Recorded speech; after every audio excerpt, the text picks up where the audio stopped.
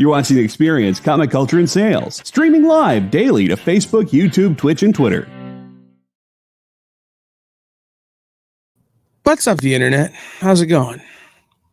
I was just recently coughing so hard I forgot what I was going to say in the cold open, which is a good thing because I'm sure it wasn't funny. That being said, this is In Stores This Week, where we talk about new books that are in stores this week, and I forgot to put my headphones on so I can hear Jay and Dan and Sean when they come on screen. So that's also fun for me. I'm all out of sorts, which is appropriate in a week where we had to read Where Monsters Lie. Because if that book doesn't put you out of sorts, well, then you probably are a character in it.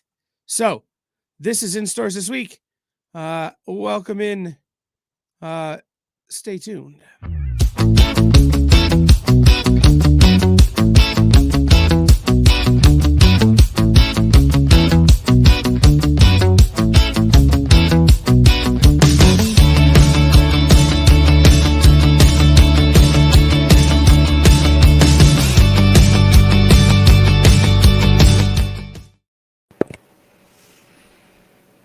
What's up? What's up, man? Another day. You caught me sharing and liking everything, which I suggest everyone else does as well. Precisely.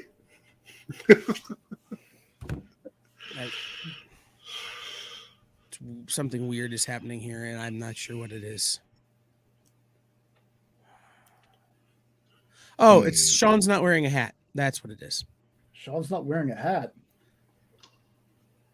Think harder, Jay. Oh, it's been a long morning already. I got you. It's an old John Cena joke. You can't see it because it's camouflage. I got you. Yeah. Oh, Lord. Very slow on the uptake, I know. And Dan is just no-selling all of this, which I love. Dan's like, none of this is funny. I'm good with it. No, it's fair. None of it was. So let's get right into it, I guess. Because, well, if we're not going to make Dan laugh, why are we even trying? That's true. I'm not going to lie. This week for me was about 60-40 on like and not like. For me, it was like 90-10. Everything was awful except for the part where they were over. And here I was feeling bad. I didn't like 4 of them. No. So let's get started with Barbarella, The Center Cannot Hold Issue 3, which is a book that I've been liking, right? I've been enjoying the Barbarella stuff, and I'd been saying that if they made the movie out of this series, I would enjoy it. Maybe don't include this book. So, not gonna lie, I've never been the biggest Barbarella fan, and this book didn't do a whole lot to change that for me. That said, I can see where somebody who is a big Barbarella fan might enjoy it, but just not my thing. I mean, I tried to care. I wanted to like it. I just really couldn't get into it. Art was a little wonky in some spots. That threw me off as well, but just kind of a little bit of a thumbs down for me on this one. Okay. This was okay. It felt super long, though. Like, the book itself isn't that long. It just felt like it took me forever to read it. It's like a James Bond, Doctor Who space opera. I would say if you're a Barbarella fan, pick it up. You'll probably appreciate it a lot more than I did. That's all I got on it. I never read the French version of the Barbarella comics. My experience with the character is Jane Fonda.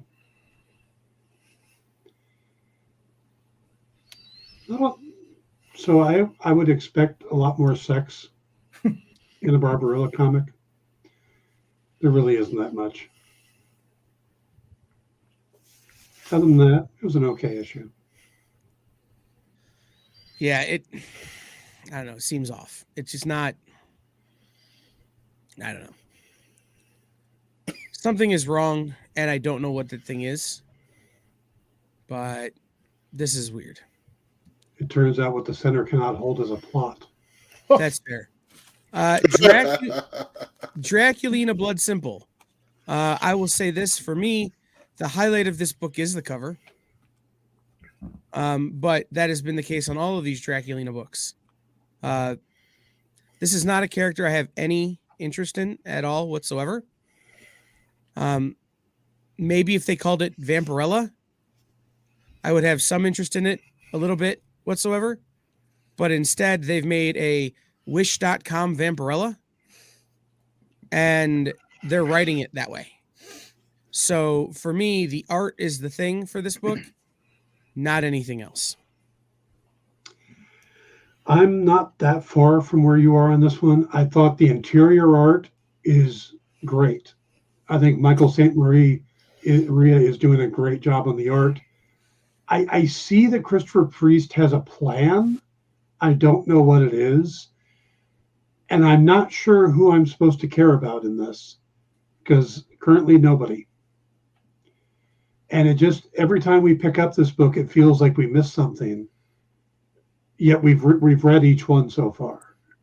And I don't have the memory blanks that Kyle does. So I remember reading them. It just, yeah. It's pretty. Sean, go ahead.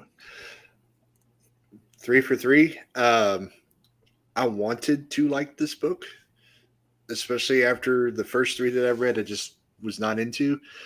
I think the only reason why I was able to finish it is because the art is that good looking.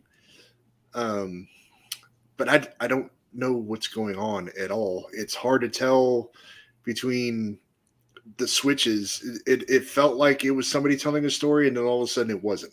And that was the part that confused the crap out of me, especially when you get to the end of the book. So if there's anybody who likes this, cool, keep going. It's great to look at, but definitely not a book that if I finish the series, meh, I'm okay if I don't. All right. Let me bring the power of positivity. Draculina, it's all about family. I thought this was all right. This one started off kind of like for me, but I think the absolute best part was Katie just chirping Draculina while they were fighting. Calling her Fang Hora and telling her she brought a boob rack to a gunfight.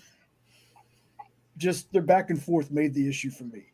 At least that part of the story. I kind of wish that part of the story would have been the whole issue, and it wasn't Lilith talking to the third Draculina or whoever she is, or that part with the angel and the water demon or whatever he is. I kind of wish that it just would have been this fight between Katie, Draculina, with a passed out Vampirella. But then the ending of this actually has me excited to see where it goes in the next issue. Like, that part of the story I enjoyed. The rest I probably could have done without. So this was okay to me. You point out the line, but it's not the line. It's not the correct line. What? It's not Fanghor. She's called Fanghoria, as in a play on Fangoria.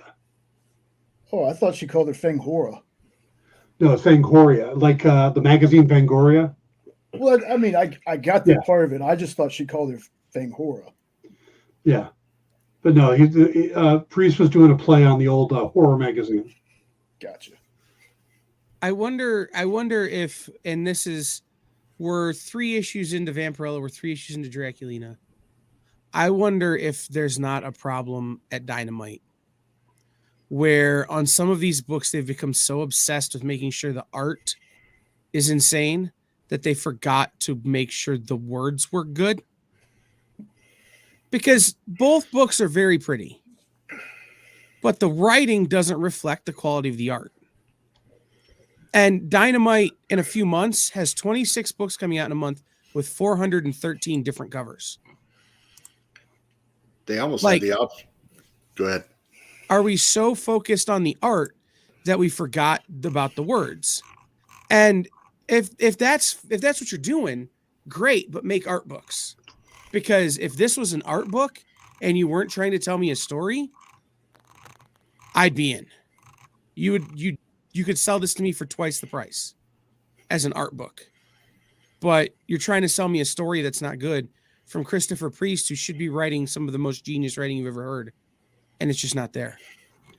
I think that might be the problem. And it's something that I've been seeing a lot in not just Dynamite books, but there is this effort to make grand opuses, and the art of just telling a good story seems to have gone out the window. I'm really looking forward to the new launch of Red Sonja because it's getting back to her being sword and sorcery type. They're getting away from the multi-universe thing. It's like that's what I want. I want just a straightforward Red Sonja story. I want just a straightforward Vampirella story. It doesn't need to be this complicated. It's the same problem you see in a lot of Marvel books and DC books, is they've gotten so complicated that someone can't just pick up an issue and read it and enjoy it.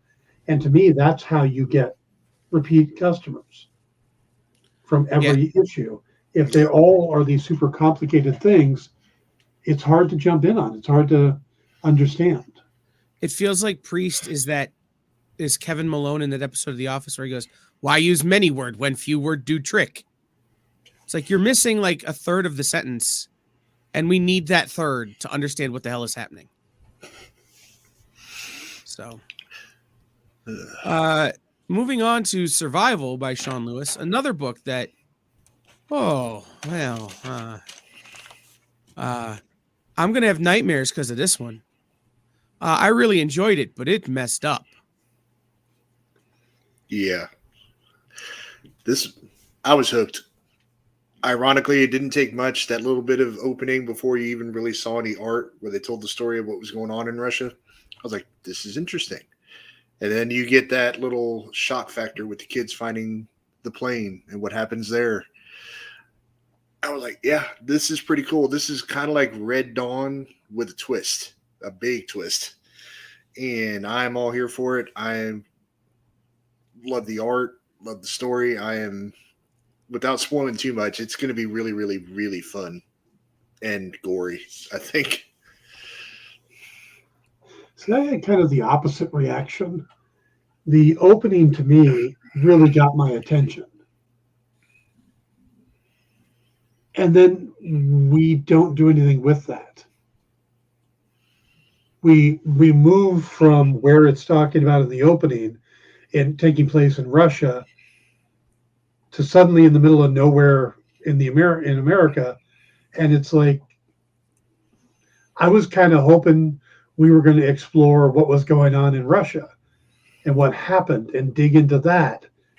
And I guess it just kind of turned me off that next thing you know, we're telling a story about little kids. It's suddenly a Stephen King book. I got what they were doing at the beginning was like a news story on Alaskan news is what I got out of it. Yeah, and that makes sense. But again, what got me excited was just a off-screen setup. So what we got was like, oh, okay, it's another one of those books. Yeah, I can see that.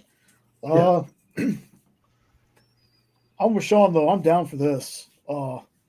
It does remind me of a book that I have read before called Red Scare, but I think that has to do with zombies in Russia. But it's kind of the same thing. I'm very interested to learn what's going on here because it does have a very Red Dawn feel with a supernatural kind of element to it. Like, I don't know what this person is just yet.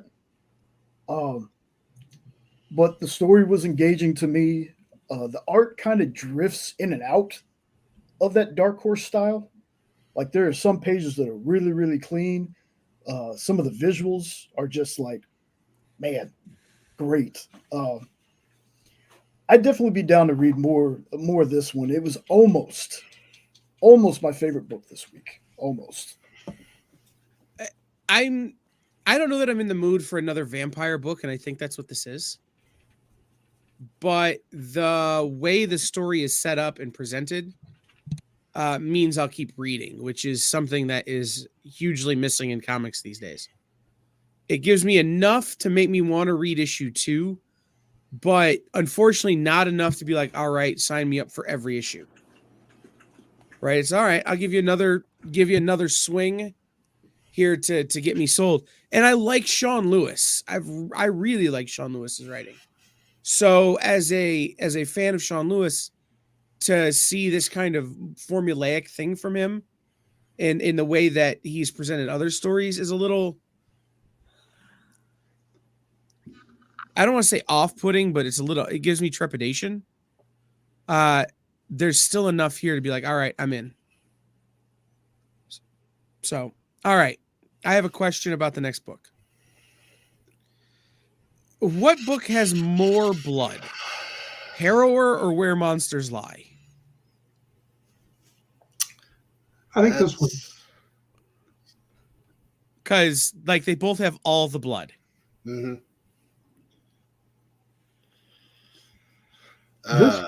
This book has been just out and out crazy.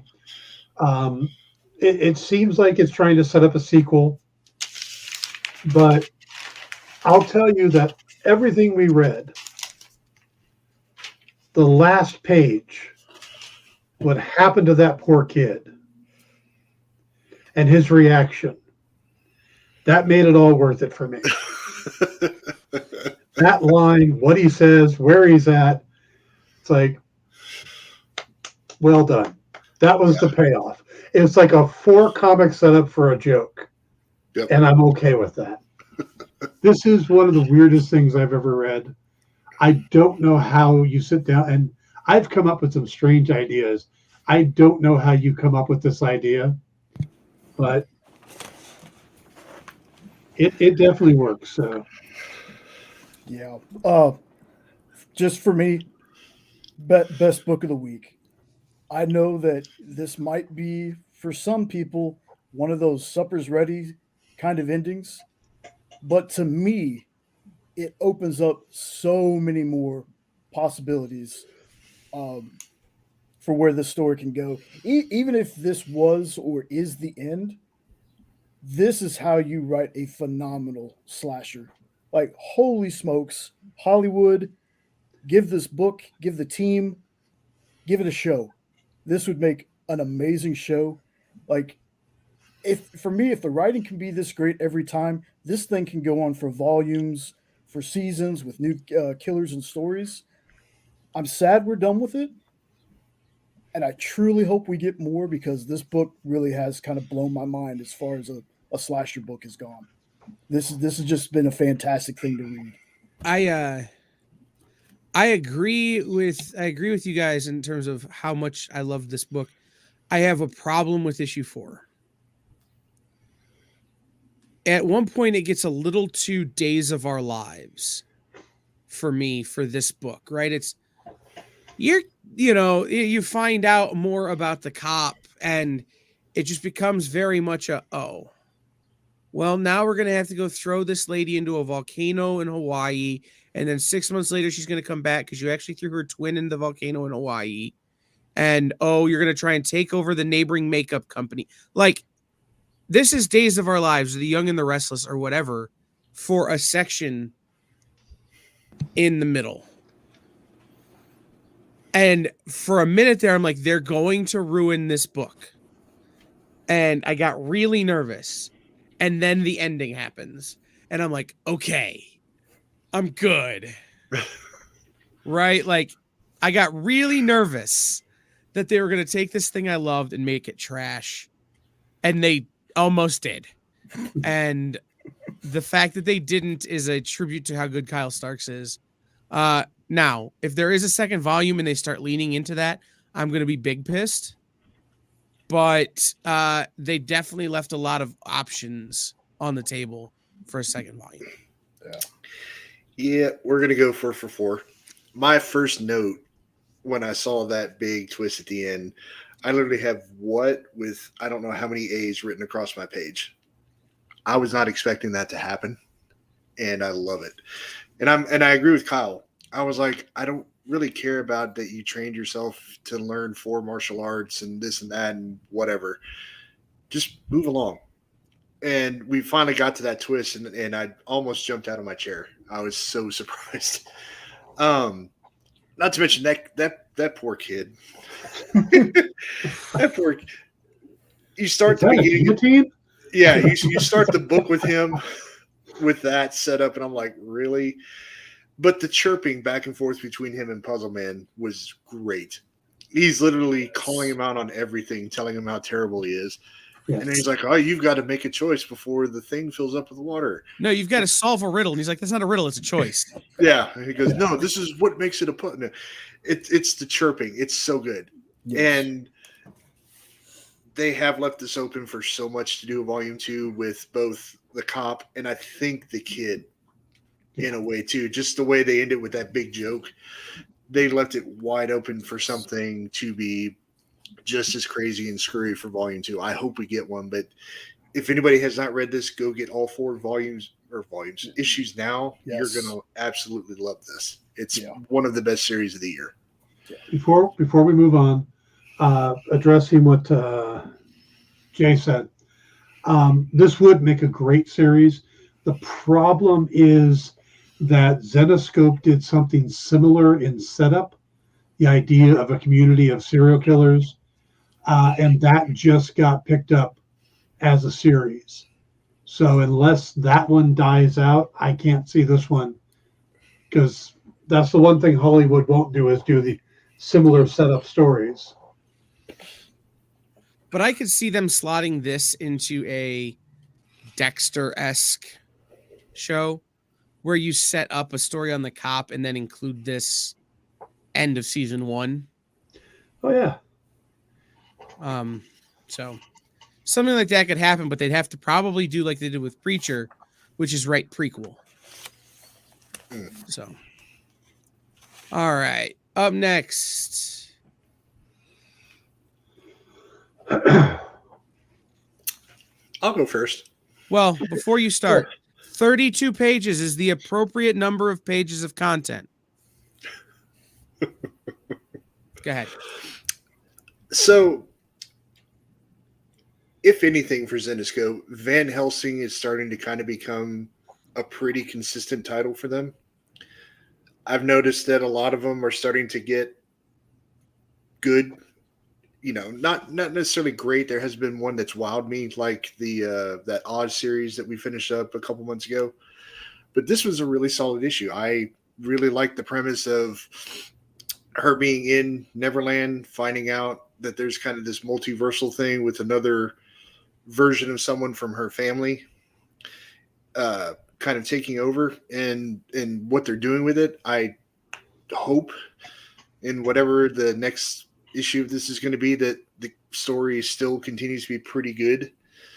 But yeah, it was decent art, just kind of a solid issue. You can hashtag not that bad. Well, I liked it from the beginning. I started getting into it. I liked the art. It's the most consistent art I've seen from a Zenoscope book in a while. It's the same artist all the way through. And I started reading it, and about halfway through, I saw myself just looking at the pictures. Right about the point where she said, I have the Frankenstein gun. And I'm reading digital, which is really weird that I was doing this. Yeah. But yeah, so it had a good start, but it just kind of fell off as a little overly dramatic. But good art. Yeah, I mean that's kind of something that so far the three of us are in agreement on. I didn't think it was bad. There wasn't any like real surprises or anything.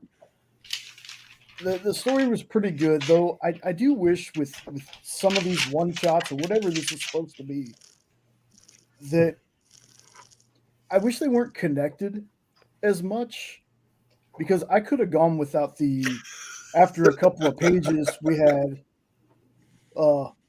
nice Dan. We had the Everybody flash. has their hat backwards. I was the odd man out. That's true. We could have gone without the flashbacks. That was a few pages in.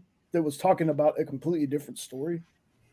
I felt like there just could have been a previously on page for that.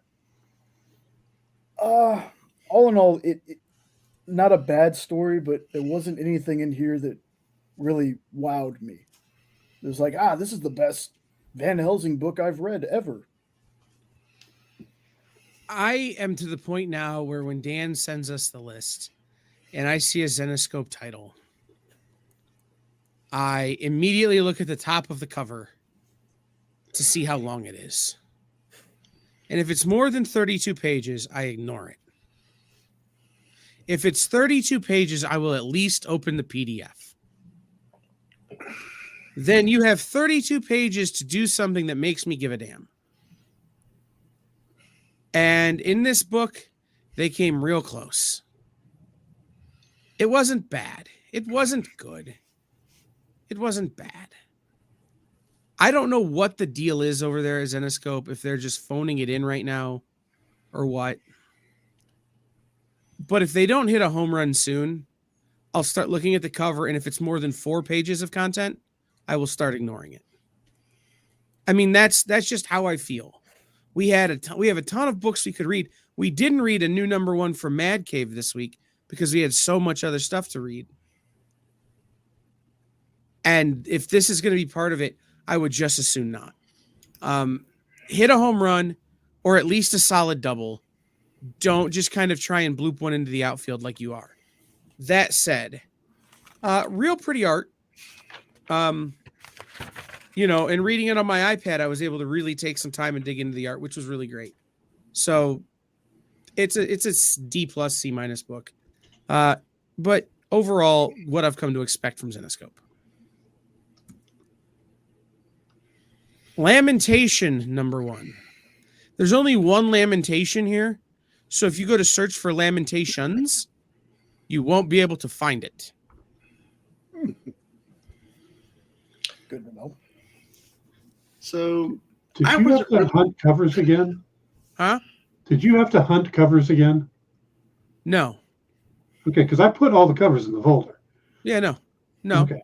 I just when I went to look up who the artist was on this, because I was talking to somebody about it, I put in Lamentations like 4 times. I'm like, why isn't it coming up?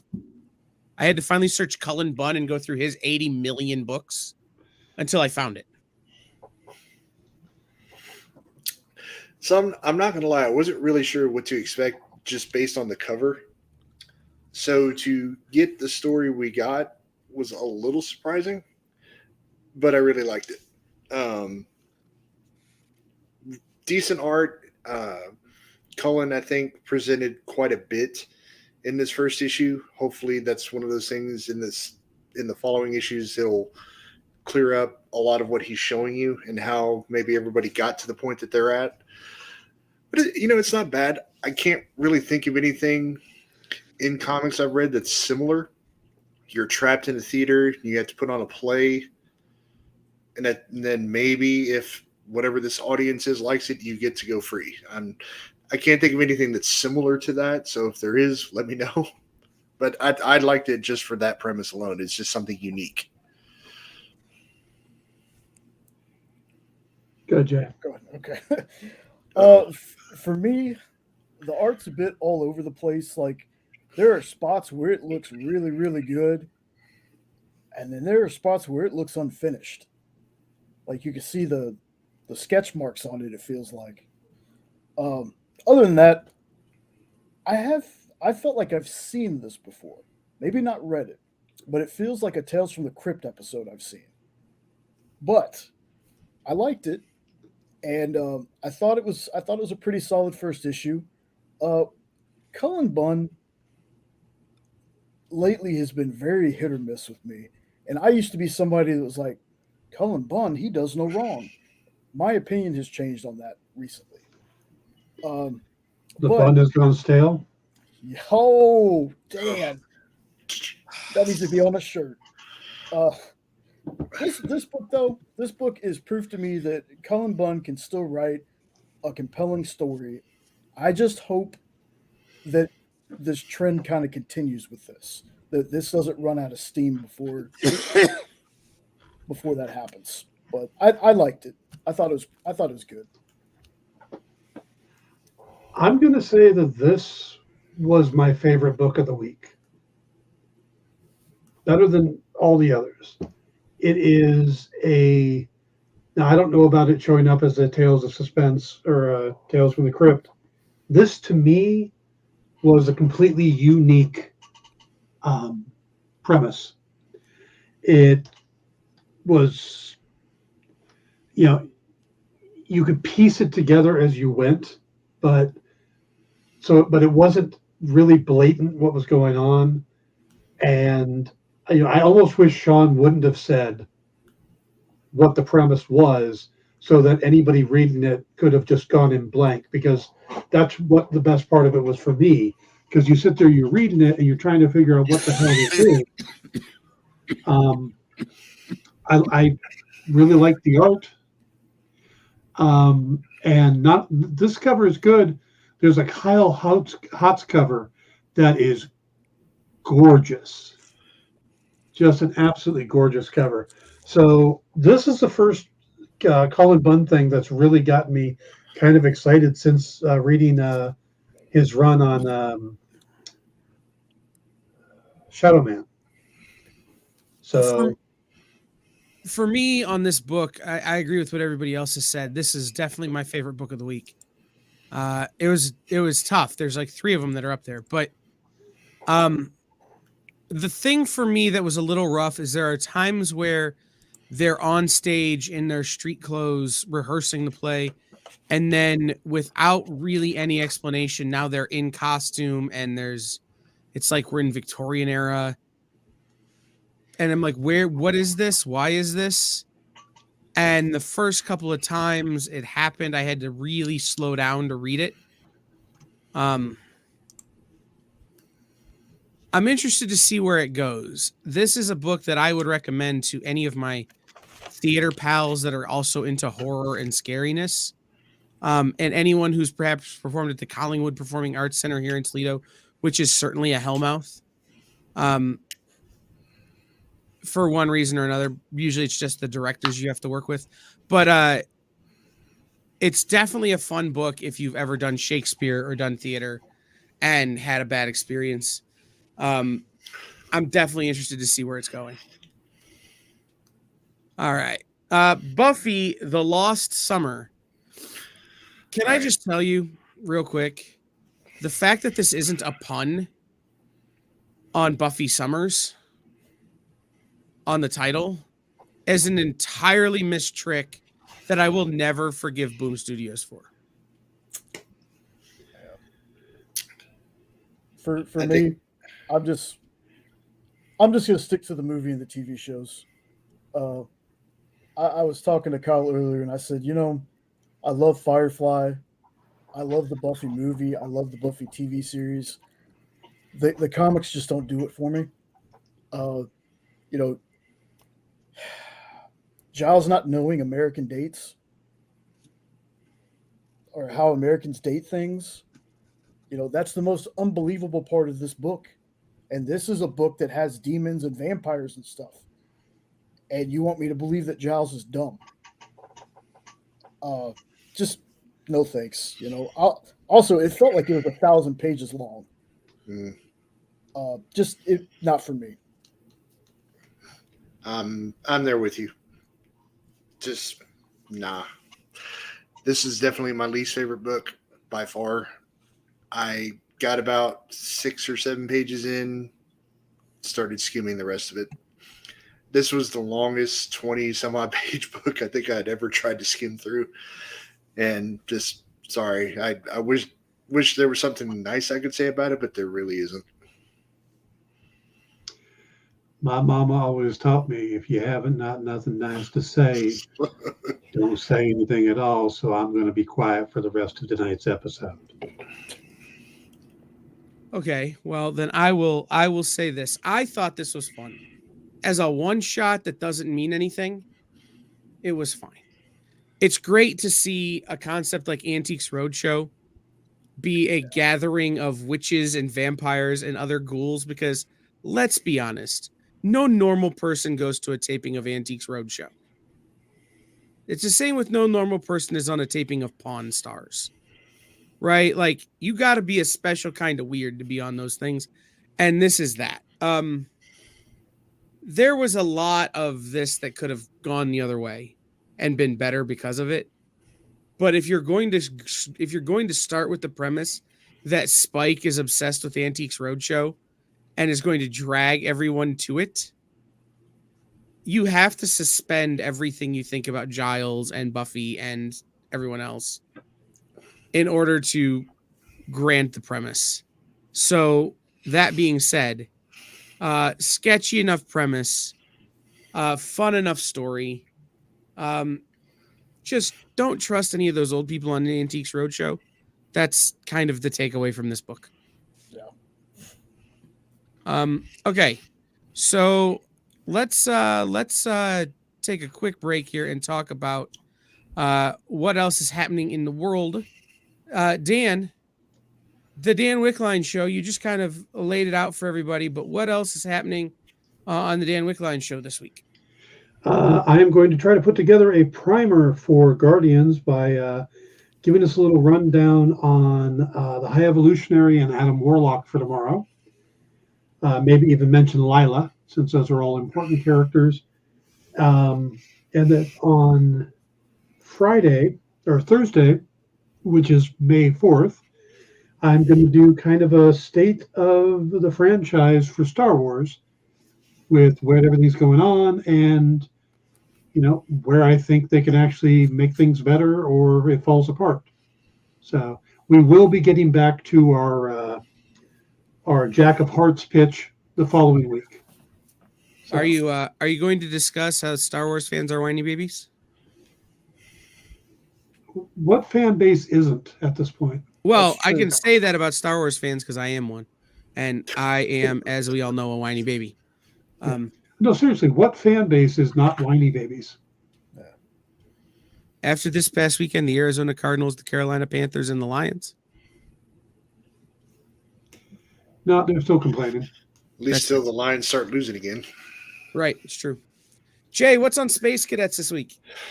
So this week, they started out the episode talking about what comic characters they would like to invite to their birthday party. Like, if the characters couldn't say no, they had to come, they had to be nice to them. Do they have to bring gifts? I don't think they said anything about gifts. They just have to be there and be nice and hang out with them. Oh, I because think it's a real obvious answer if they have to bring gifts. Tony Stark, Bruce Wayne. Yeah, Yeah. basically. Yeah. Exactly. Ball in a cup from Bruce Wayne.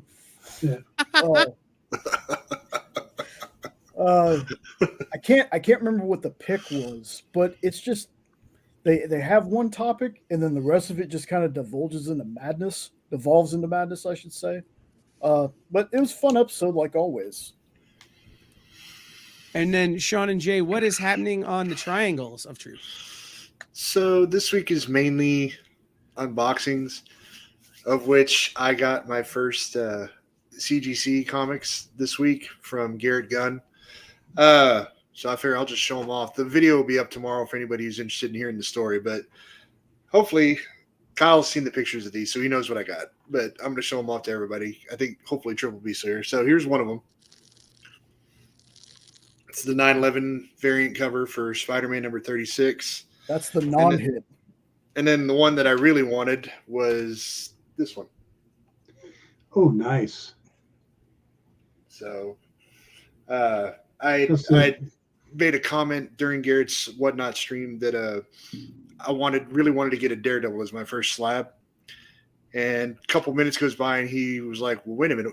I've got a Daredevil in one of my mystery boxes. And after about 10 minutes of thinking, I plunged and spent the money. And so I have this wonderful, beautiful beast in my collection, and it's never going anywhere. So, X, the answer to that question is men are allowed to wear their hats at noon or at 6 o'clock. All other variations therein and all other things are reserved for rappers and women. So Dan is correct, but so are we. Well, actually, to add on to that, Lieutenant, it's because if I wear my hat forward, there's too much of a shadow on my face. So I just do it because I don't have like really good lighting in here. Where I got the glass glare thing going on from Sin City. So. So then for Devil's Advocates on Monday, to slab or not to slab, that is the question. I haven't rewritten the rest of the stanza to be comic book related, but Bronze Age Nerd and I are going to be going round and round and round about to slab or not to slab. I just did that on Hot Takes not that long ago, but the interesting conversation that sparked up last night that brought it to us is that CGC has a long history of being wrong with what they label slabs. So is it worth it to slab things if perhaps from now on that slab has to be presented with incorrect information? So that's kind of where that started, and it will build from there. that's fair enough. Yeah, so It'll be a good show. Jay was there. I almost had somebody ready to come through the screen at me last night. It was great. There's another problem with the slabs that no one's ever talked about. And I have 16 comic books in my collection that are signed by Jack Kirby, and I could never get them slabbed. Not because it's hard to authenticate, but Jack and a lot of old school artists sign on the inside of the book. They sign under the indices on the first page. So what you're doing by slabbing is hiding the autograph. So yep, it's a whole thing, man. Yeah, can't wait. Cannot wait. Mm-hmm. It's gonna be good. Yeah, I said live on the air last night that the first appearance of Wolverine was Wolverine #1.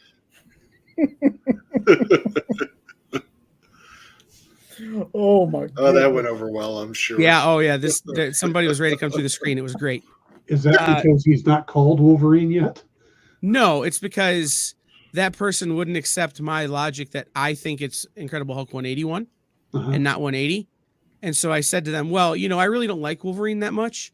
So for me, the first issue appearance of Wolverine is Wolverine #1. Yeah. Because don't ruin my Hulk books with some other terrible character. Yeah. Well, look at Adam Warlock. I mean, his Cocoon appeared, and it was 2 years before he actually appeared. Mm-hmm. Right.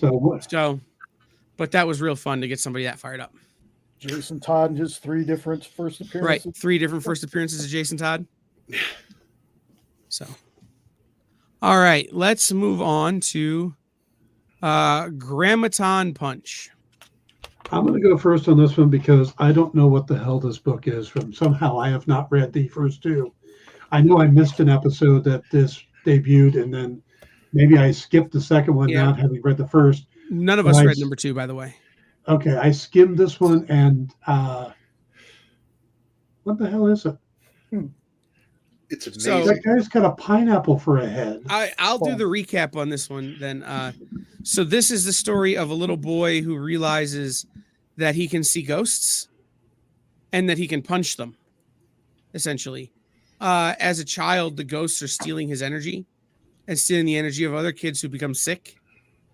And when he realizes that he has the ability to combat them, he starts combating them. That's where issue 1 leaves off. Something clearly has happened in issue 2 that we've all missed. And then issue 3 comes, and without having read issue 2, issue 3 sucks. Because you don't know what's happening. So, unfortunately, this is one of those books that not every issue can be a jump in.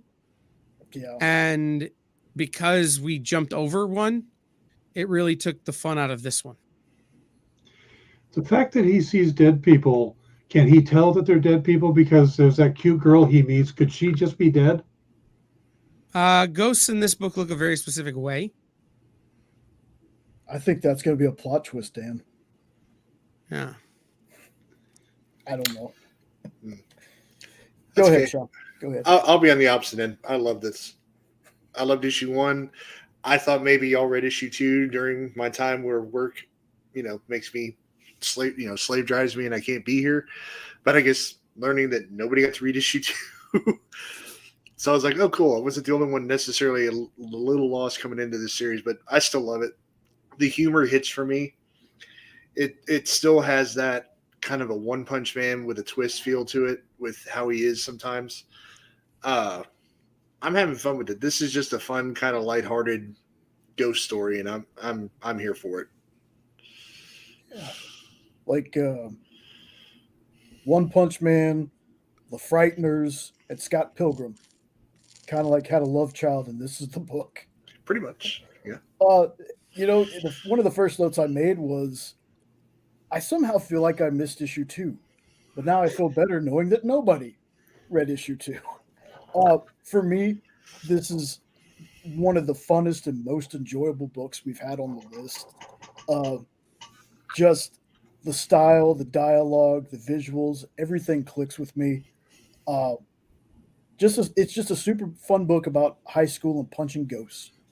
So I think if it at least seems interesting, if you're kind of looking at this cover and being like, what the hell is this? Pick it up and give it a shot. It's a Comixology original, right? That would it? Yeah. But give it a shot. You might enjoy it as much as Sean and I do. All right. And last but not least, I want to say something about this before reviewing it. I don't know how much longer we're going to get IDW books because of what's happened with the lots of layoffs and stuff.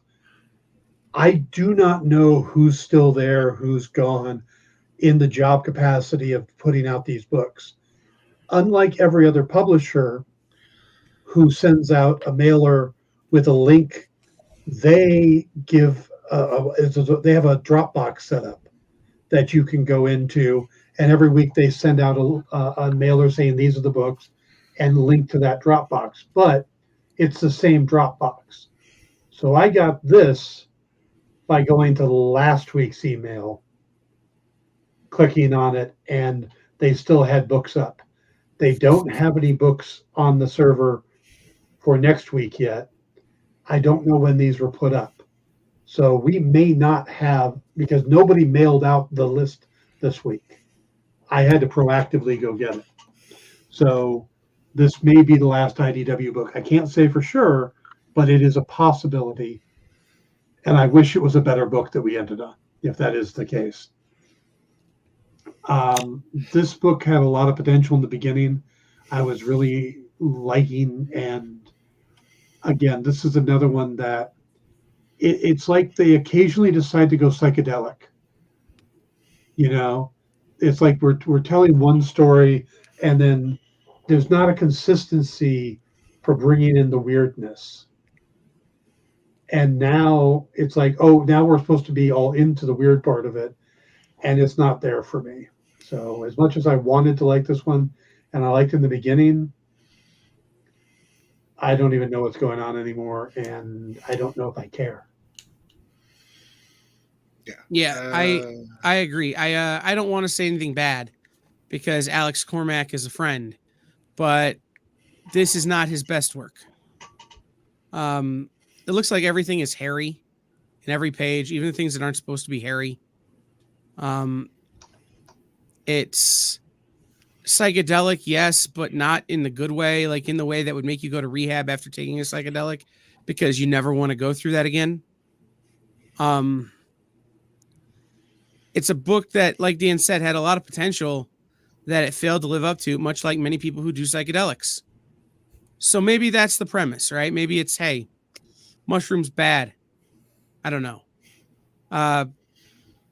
But at the end of the day, the thing about Breath of Shadows is that it is a art book. At the end of in the end, that the art is what really needs to stand on its own. And if you like the art in issue 1, you'll like the art all the way through issue 4 or 5 or however many they do. But if the art turns you off really early on, it's going to continue through the whole series. It doesn't change. So that leaves it up to the writing, which I don't know what story they're trying to tell anymore, which is tough. Yeah. Pretty much the same for me. I have no idea what's going on. And personally, I've not really been able to figure the story out since the first issue. So that's why I've had a really hard time connecting with this one. I can get through it because I think the art's pretty good by Alex. I'm a fan of his in general. I just wish they could do something to clear up what they're trying to tell me versus what I'm seeing art-wise, because it's not syncing up for me in any way, shape, or form, and I'm just lost throughout everything. So if anybody can figure this book out, let me know. I'll be happy to hear what it is.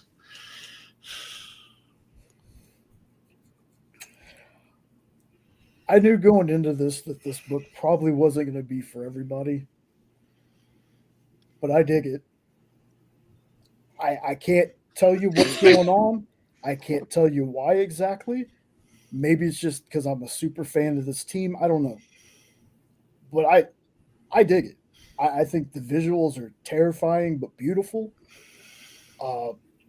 There's some lines in this from the characters that really just made me think about the weirdness that goes on in my own brain sometimes when I'm alone with my thoughts and just things are piling up. Sometimes the inside of my head looks like some of these pages. I'm going to be honest with you. Sean, grab Jenna, get out of the house. Please. I am PBS compared to what's inside Jenna's head. So That's funny. look, I know it's not a book for everyone, but it's a book for me. And if it's continuing, I have so much faith in Rich from reading some of his other stuff. Like I said, I'm a fan of his, that I think he's going to get somewhere. He's not getting there fast enough. And I can agree 1,000% on that, but I think he's going to get somewhere soon. So. All right. Let me see. How many more issues of... So solicited, there's one more issue of Breath of Shadows. Like Dan said, we don't know if we'll get it yet or not because we don't know what's going to happen with IDW. We hope everything works out there. Yeah. John, angry, maybe not so much. Upset, sure. But I'm just as upset about IDW laying off a bunch of friends as I am about not getting those books. I'm upset and I'm frustrated about what's happening in the industry and what's happening at the publishers. Whether I get to read the books or not isn't really important in the face of my friends being unemployed again. Yeah. So that's kind of where I live right now with the IDW stuff. I've been associated with IDW since early 2000s. I did books there. I knew the original crew quite well. Used to party with, hang out with them and do stuff with them. They've gone through a lot of turnover over the years. So most of the people I know have moved on, but there's still a lot of good people there. I know a lot of people who are no longer there. Tom Waltz is no longer there. Right. But he had transitioned away from a lot of his active work and was focusing on Turtles anyway. Right. He was really only doing the Turtles stuff. Yeah. Keith Davidson, who's a promoter, press guy, used to work at Dynamite, went over to IDW. Now he's unemployed. It's just, so there's a lot of people leaving there. Yeah. So that I would be disappointed.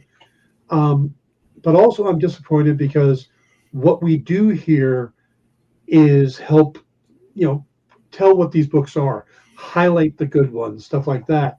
And if we don't have access to those books, then we can't bring them to you. Just like I get frustrated because of the books that we don't get. We don't get Image or Marvel or DC, which I would love to read, not only from a point of view of that, but because I want to highlight good books. I would rather do this show that's nothing but books we love, where we went through read books and just picked out our favorites. That was how I would rather this show be. But we don't have the access to some of the books. So losing a publisher, that makes me sad from that point of view. What will be interesting to me, and this is, again, I can't really talk to Tom about it, and Kevin's not going to tell me. It wouldn't shock me if you see a property like the Turtles wind up over at Dark Horse with Dogu, under the supervision of Stan Sakai. If you wouldn't see some of the more popular IDW stuff wind up other places being shepherded along by people with mutual sort of affinities. Yeah, I would expect most of Steve Niles' stuff to go through Monster Forge into Dark Horse as well. Right. So there's some of that I think we can expect to see. But I just had great conversations with Keith and Pat O'Connell and some of those guys at Comics Pro, and now they're out of work. So that's the thing that drives me a little up a wall about IDW right now. We'll see what happens. Like with what happened with Aftershock, I have hope for IDW when they come, that they can come out the other side of this stronger. We just have to wait and see a little bit. So that being said, one of our things here at the experience is that we want people to head into their local comic shop. Head into their local comic shop and pick up comics. The easiest way to do that is, if you don't know where your local comic shop is to head over to comicshoplocator.com and type in the zip code where you are, and it will tell you where there are comic shops nearby to you. I traveled last weekend and visited a comic shop in Parkersburg, West Virginia. I'm traveling this weekend and I'm visiting a shop in Westland, Michigan area. So I found those on Comic Shop Locator. So head over there and find out comic shops nearby to you. Swing in, spend a few bucks, help the industry grow if you can. If not, just make sure you pick up your pull lists. Free comic book day is Saturday. It's a great opportunity to go and visit a shop you've never been to or visit a shop you haven't been to in a while. Pick up some free stuff. Spend money. Just because it's called Free Comic Book Day doesn't mean stuff is free. We'll see you later, Triple B. But like I said, hit all that stuff up, guys. We will see everyone next week for In Stores This Week, where we will be back with hopefully more books and maybe even a new publisher if I can get through to the guy at Opus. So we will see everybody later. Thanks for tuning in.